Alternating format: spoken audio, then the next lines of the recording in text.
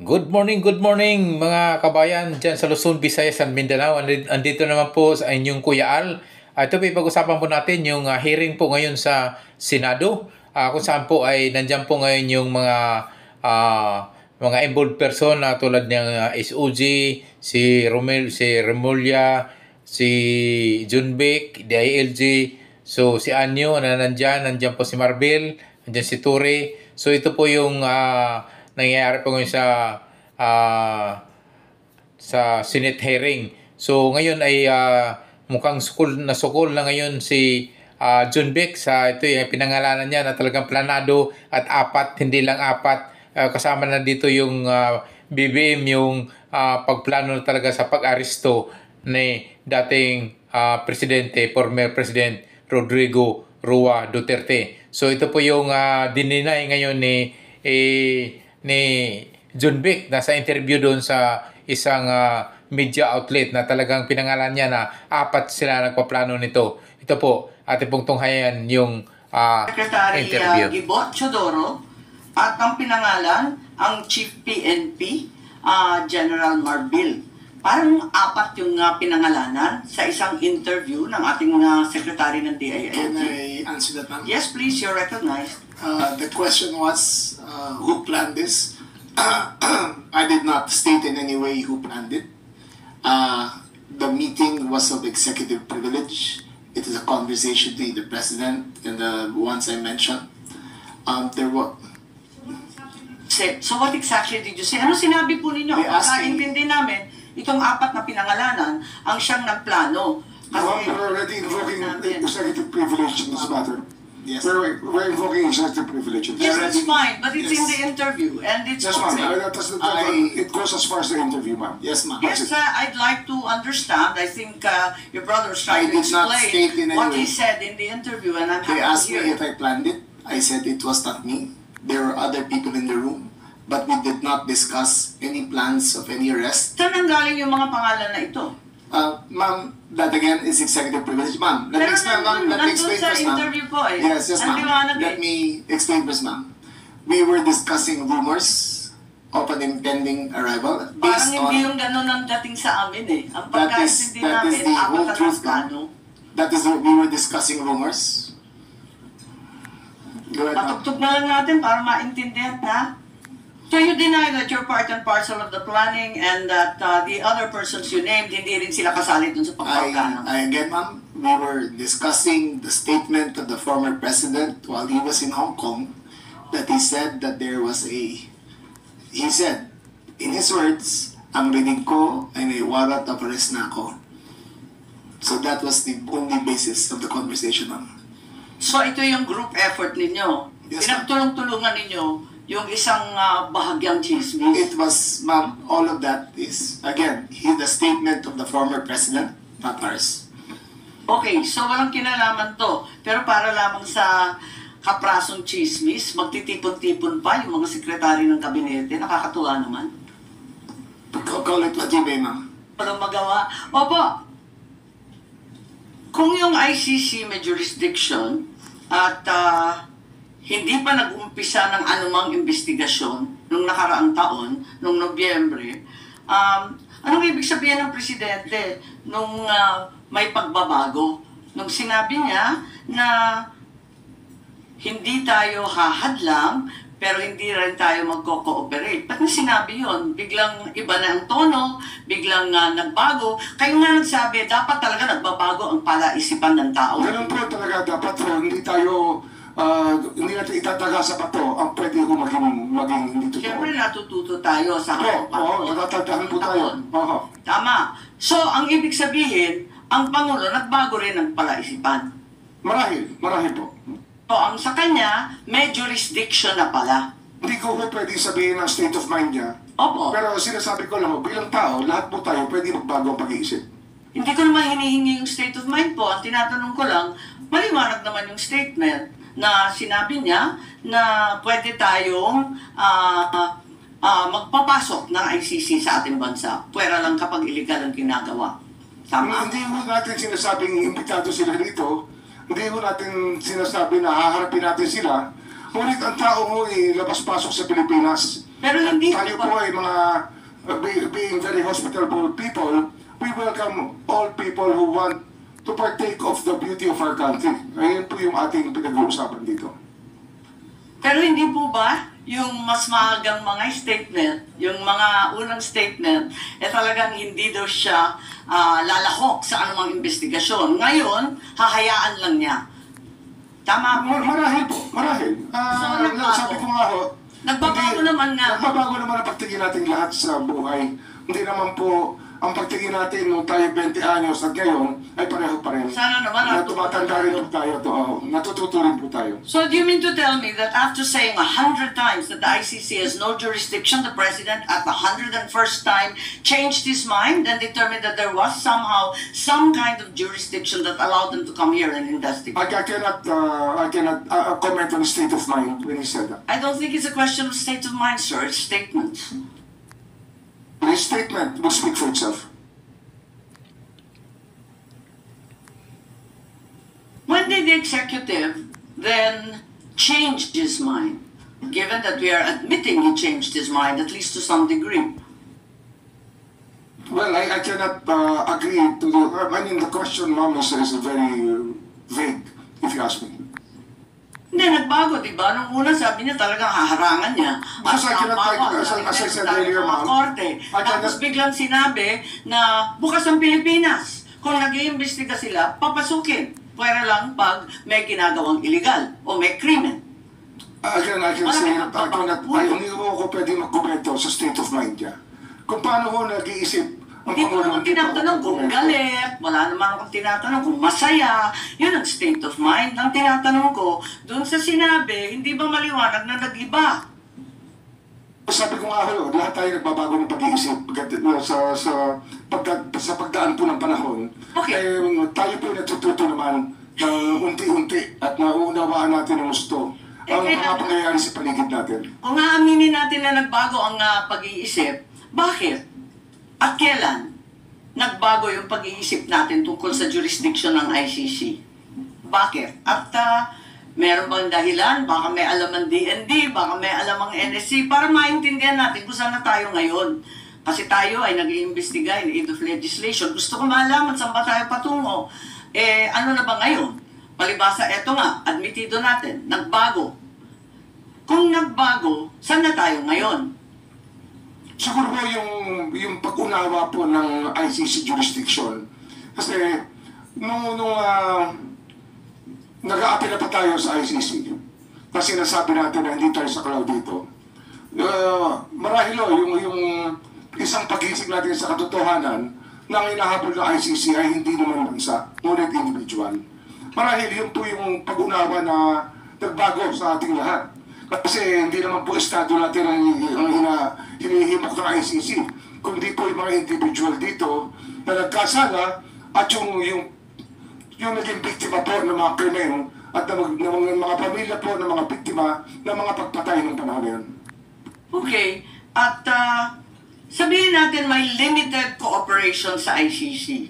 Sabihin natin, noong 13 November, si ASEC ES Bersamin pala, ay nagsabi that if the ICC refers the process to Interpol, which may then transmit a red notice to the Philippines, the government will feel obliged to consider the red notice. Parang may ganon, may statement ba dyan?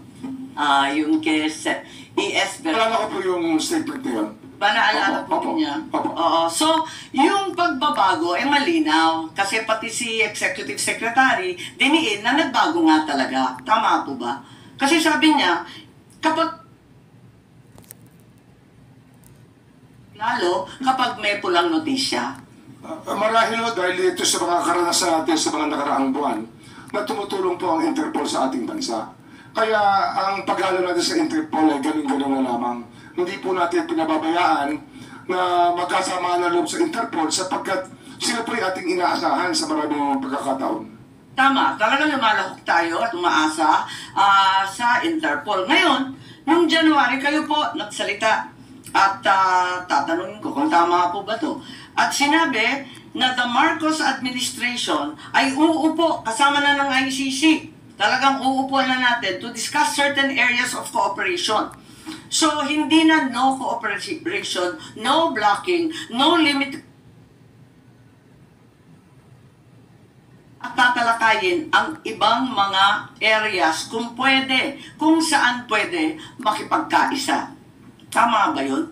Hindi ko mo naalala yung statement. January 2025 po, sinabi ninyo, uupo kayo kasama ng ICC para malaman doon sa kanilang investigasyon ukol sa libo-libong pagpapatay ng drug war ni Presidente Duterte. Sabi mo, ayon sa report, na yung cooperation with an international tribunal ay pinapayagan sa ating batas. At yung ICC representatives have been going in and out of the country without any of us raising anything. January 2025 po.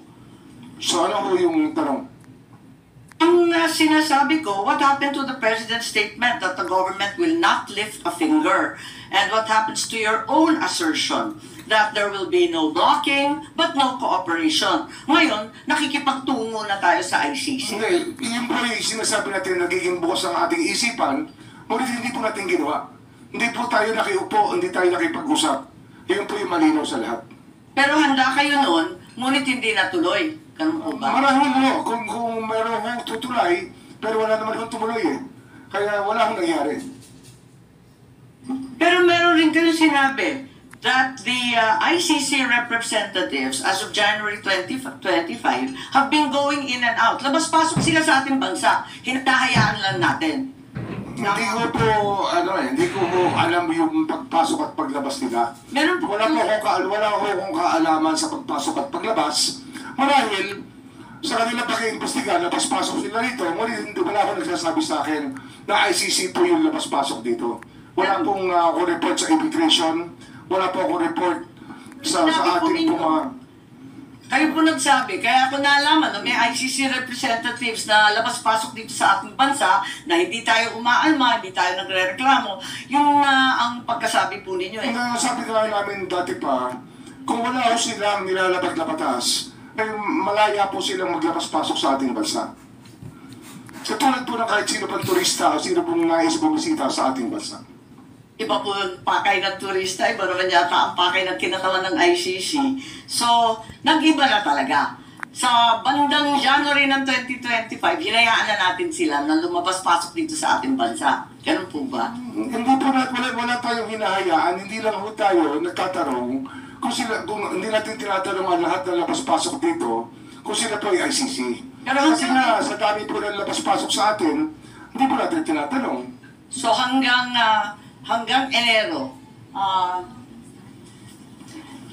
Enero nitong taon, talagang maliwanag na labas-pasok na yung mga ICC, ano? Hindi ko po alam eh. Wala pa akong personal knowledge. I can only speak from personal knowledge. Narito kasi sa Philippine Star at sinabi na I know that as anecdotally from people I know from the human rights community, they've been in contact here. Oo, may mga nagkikwento po na may kausap silang ICC. So alam mo rin ninyo. Kasi sabi mo in-identify pa ninyo yung source. Sabi ninyo yung human rights people. Nagko-contact nag-uusap na. Di alam na ninyo na nandito na yung ICC. Hindi ko nalalaman kung nandun sila. Sinasabi lang nila may kausap sila. Hindi yung sinasabi ko saan sila nag-usap at paano. Pero, siyempre marami kong gustong tumulay. Ngunit hindi naman natin, hindi ko nagkaroon ng pagkakataon na makilala talaga namin ang ICC o makaharap. Kahit kailan po hindi namin nakaharap ang ICC. Pero alam ninyo na may galaw na sila at nag-iimbestiga na sila. 7 taon na po silang gumagalaw, ma'am. 7 taon na. Hindi naman ngayon lang yan eh. 7 years ago, the ICC was already investigating what happened during the drug war. What happened 7 years ago? Parang nahinto eh. Bakit sinabi natin na hindi na tayo Yun lang po yung aking recollection kung kailan sila nagsimula. Na parang 2016 nga, baka 9 years ago pa. Sinimulan na po nilang bantayan ang ating drug watch, yung ating drug war nung nasimula po yung patayan. Pero matibay ang ating kalooban, matibay ang paninindigan natin na hindi natin natutulungan at talagang tututulan natin pagkat meron tayong sariling pulis, may sarili tayong mga korte. Ang liwaliwanag nun. Opo. Bago lamang, Pero meron po tayong panahon na binabantayan dito. May panahon po tayong binabantayan dito. 2016 hanggang 2019, doon po ang kainitan na drug war. At ito po, ang dami hong lumalapit sa aming opisina, humihingi ng tulong na maimbestigahan yung magpatay kung kani-kanino na lamang. Kailan Pero marami ho kami talagang kailan pumunta sa opisina ninyo? Kasi binabanggit ninyo, hindi pa Marcos administration, yung 2016 to 2019. Kailan nag-umpisa? Simula ko sila pumunta sa amin, 2022 na. Oo. So matagal na ho nakalipas ang mga krimen na nangyari. Pero nung umpisa, ang sinasabi natin, paulit-ulit, talagang hindi tayo tutulong at hindi natin hahayaan sila manghimasok. Nagsalita po ang ating mahal na Secretary John Vic na ang nagplano po rito, o yung pagkaintindi namin, ang nagplano ay kayo. I would like Secretary to Anyo, Secretary Gibot Chodoro, at ang pinangalan, ang Chief PNP, General Marbil. Parang apat yung pinangalanan sa isang interview ng ating Secretary ng DILG. Can I answer that, ma'am? Yes, please, you're recognized. The question was, who planned this? I did not state in any way who planned it. The meeting was of executive privilege. It is a conversation between the president and the ones I mentioned. There were. So what exactly did you say? Ano sinabi po ninyo? They asked me- Pagkaintindi namin, itong apat na pinangalanan, ang siyang nagplano. Ma'am, we're already invoking executive privilege in this matter. Yes. We're invoking executive privilege in this Yes, matter. that's fine, but it's in Yes. the interview, and it's Yes, ma'am. okay. It goes as far as the interview, ma'am. Yes, ma'am. Yes, I'd like to understand. I think your brother was I trying to did not state explain in any what he way. said in the interview, and I'm They happy to asked me hear if it. I planned it. I said it was not me. There were other people in the room, but we did not discuss any plans of any arrest. Saan ang galing yung mga pangalan na ito? Ma'am, that again is executive privilege. Ma'am, let me Pero explain, ma'am. Let me nandun explain sa first, ma'am. interview po eh. Yes, yes, Ang ma'am. liwanag Let eh. me explain first, ma'am. We were discussing rumors of an impending arrival Parang based hindi on. yung ganun ang dating sa amin eh. Ang That is pagkaintindi the namin, apat whole na truth, plano. ma'am. That is what we were discussing rumors. Go ahead, ma'am. Patugtog na lang natin para maintindihan ha. And who was really on top of this? Kayo po ba? Because during the press conference, the president, it was you and the president. Yes. So, ikaw po ba nagplano ng lahat ng ito? Hindi naman, hindi naman. It was a group effort. Secretary Chidoro was there, Secretary Anyong was there too, and the President and I. So, hindi naman ako. Ako lang ay stand by that, ma'am. Last man standing doon sa Malacanang. I stand by that. Kasi Secretary Chidoro was working out of his office. Eh, napakaliwanag po ng sinabi Yes, ninyo. ma'am. Wala namang mapakiyaw-kiyaw dun sa Yes, ma'am. sinabi. Yes, ma'am. Patayin na muna natin. Pakaliwanag naman ang sabi ninyo, hindi ako mag-isa kahit ako ang kasama ng presidente nung Yes, nagsalita ma'am. sa press con, hindi ako mag-isa ang nagplano. Isang grupo kami. Tapos pinangalanan mo. No, ma'am. Eh, sinabi ninyo eh. I state, ma'am, again, executive privilege, but ma'am, Walang executive privilege I- kasi binunyag na I ninyo sa must TV. state it very clear, as I stated very clear, that there was no mastermind. We were discussing mainly about what the president's statements were in Hong Kong, and it was based all on that statement, ma'am. Sinabi ninyo na hindi kayo mag-isa na nagplano, kundi isang There was no grupo. planning, ma'am. Pero yun ang sabi eh. I said, hindi ako nagplano. May isang grupo na nagplano. We were all talking about a rumor, ma'am, and that was all. Rumor lang yun? Yes, ma'am. Group effort ang sabi mo eh. Ang tanong niya kung ikaw ang nagplano, tapos sabi mo, There was no hindi, planning, group ma'am. effort. There was no planning, ma'am. Ano yung earlier- in-effort ng group Ma'am, kapag hindi let plano? me- I think that we're intruding into executive privilege already, ma'am. I think that we No, please I'm respect just our... asking him to explain the media. Yes, ma'am, but it's already a That's very why thin you- dividing line between what transpires in a room between I will- cabinet I will- members I will- and a media statement. But there's a very thin dividing line, ma'am. Understood. I hope that we can respect executive privilege. Understood, and the Senate and the Secretary Tudor is fully aware. Every time there's a need to recess the executive session, I'm happy to do so, and I will do so when necessary. Pero ngayon, sinabi kasi sa TV, maliwanag naman din yun sa atin kung ano ibig sabihin. Kasi ang sinabi, hindi ako mag-isa lang nagplano, may grupo kami. They asked me if I had planned it. Sabi ko, I did not plan it. I said we were there, and not to skirt ma'am executive privilege. It was mainly because of the statements of the former president in Hong Kong that he said, in his words ma'am, in Hong Kong, that, I think you have a clip, he said that, ang reading ko ay may ICC warrant of arrest na. That was the best of my recollection ma'am. So anong pinag-group effortan? Anong To discuss the rumor, ma'am. grupo na But again, pinangalanan nyo? as far as I will invoke executive privilege, there was no, you cannot plan on a rumor, ma'am. Kaya nagtataka So, ako, again, bakit group effort? Chismis lang naman yun. Chismis na. Kaya nga, kung chismis, bakit mag-group effort pa? Tapos pinangalanan mo pa lahat na Maraming nag-group marites sa effort. doon to, ma'am. Dabis naman yung marites, dami-daming It marites was a sa amin. discussion of a rumor based on the statement of the president in Hong Kong. Nakakatuwa lang dahil chismis lang pala eh. Bakit sesentensyahan yung tao sa base ng chismis? It was a discussion of a rumor based on the statement of the president in Hong Kong. So you deny that you're part and parcel of the planning and that the other persons you named, hindi rin sila kasali dun sa pagpaplano? Again, ma'am, we were discussing the statement of the former president while he was in Hong Kong, that he said that he said, in his words, ang reading ko ay may warrant of arrest na ako. So that was the only basis of the conversation, ma'am. So ito yung group effort ninyo. Yes, ma'am. Pinagtulong-tulungan ninyo yung isang bahagyang chismis. It was, ma'am, all of that is, again, the statement of the former president, not ours. Okay, so walang kinalaman to. Pero para lamang sa kaprasong chismis, magtitipon-tipon pa yung mga sekretary ng kabinete. Nakakatuwa naman. Call it what you may, ma'am. Ito na nga mga kabayan, ano nyo pong masasabi? Comments lang po kayo sa comment section. At mukhang ito ihugas kamay itong mga nagplano at sa pag-aresto po ng ating former president si former President Rodrigo Duterte na ngayon ay nasa sa dahig sa Netherlands. So ito po, comments lang po kayo sa comment section. Thank you for watching kasama.